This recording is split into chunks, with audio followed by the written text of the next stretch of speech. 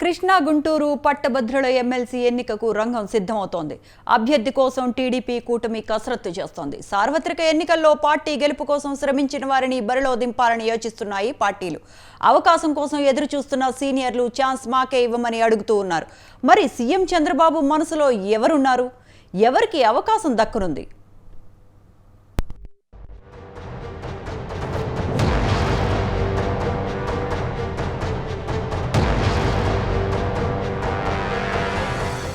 ఒక్క chance please అంటున్నారు TDP కూటమి నేతలు. కృష్ణా గుంటూరు పట్టభద్రుల ఎమ్మెల్సీ స్థానానికి త్వరలోనే ఎన్నికలు జరగనున్నాయి. రాష్ట్రంలో ఇప్పుడు టీడీపీ కూటమి ప్రభుత్వం ఉండడం, ఖచ్చితంగా గెలిచే అవకాశం ఉండడంతో ఎవరికి వారే సీనియర్లు అవకాశం మాకివ్వమంటే మాకివ్వమని పోటీ పడుతున్నారు.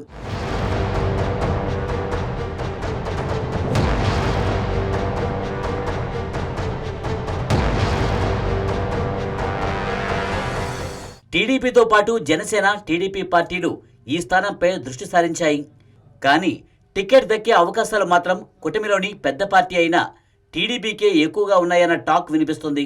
అసెంబ్లీ ఎన్నికల సందర్భంగా టికెట్ల కేటాయింపుల వేళ పార్టీ కోసం త్యాగం చేస్తున్న వారిలో ఒకరికి ఈ అవకాశం ఇవ్వాలని ముఖ్యమంత్రి చంద్రబాబు నాయుడు భావిస్తున్నట్లు తెలుస్తోంది.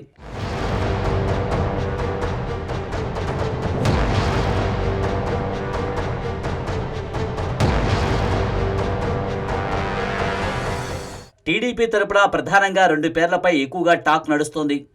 అందులో ఒకరు మాజీ మంత్రి ఆలపాటి రాజా.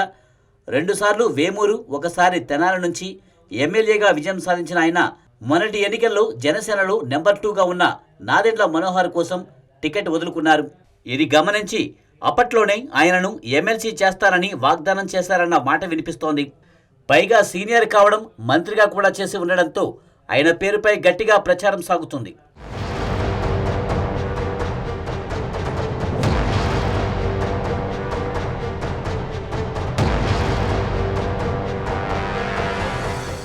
మరో నేత కృష్ణా జిల్లాకు చెందిన దేవినేని ఉమ. మాజీ మంత్రిగా టీడీపీలో అత్యంత కీలక పాత్ర పోషిస్తున్న ఉమకు 2024 అసెంబ్లీ ఎన్నికల్లో సీటు దక్కలేదు.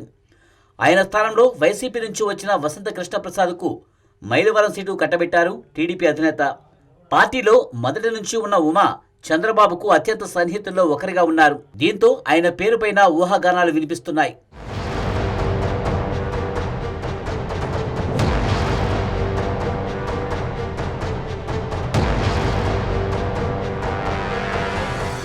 ఇదే ఎమ్మెల్సీ సీటు కోసం బీజేపీ కూడా పోటీ పడుతుంది. కమలనాథుల తరపున వల్లూరు జయప్రకాష్ నారాయణ పేరు వినిపిస్తోంది. 2001 నుంచి పార్టీలో ఉన్న ఆయన ఉమ్మడి రాష్ట్రంలో అనేక పదవులు నిర్వహించారు. సెన్సార్ బోర్డు మెంబర్గా, గుంటూరు పార్లమెంటు కన్వీనర్గా పనిచేశారు. మొన్నటి ఎన్నికల్లో పశ్చిమ సీటు ఆశించినప్పటికీ అనేక సమీకరణలు చూడడం, టీడీపీ బలం ఎక్కువగా ఉండడంతో సీటు దక్కలేదు. రాజధాని ప్రాంతం పరిధిలోని ఎమ్మెల్సీ సీటు కావడంతో ఇప్పటి వరకు తమకు మరీ అంతగా ప్రాధాన్యం లేని చోటు ఎమ్మెల్సీ సీటునైనా కేటాయించాలని కోరుతున్నారు కాషాయం పార్టీ నేతలు.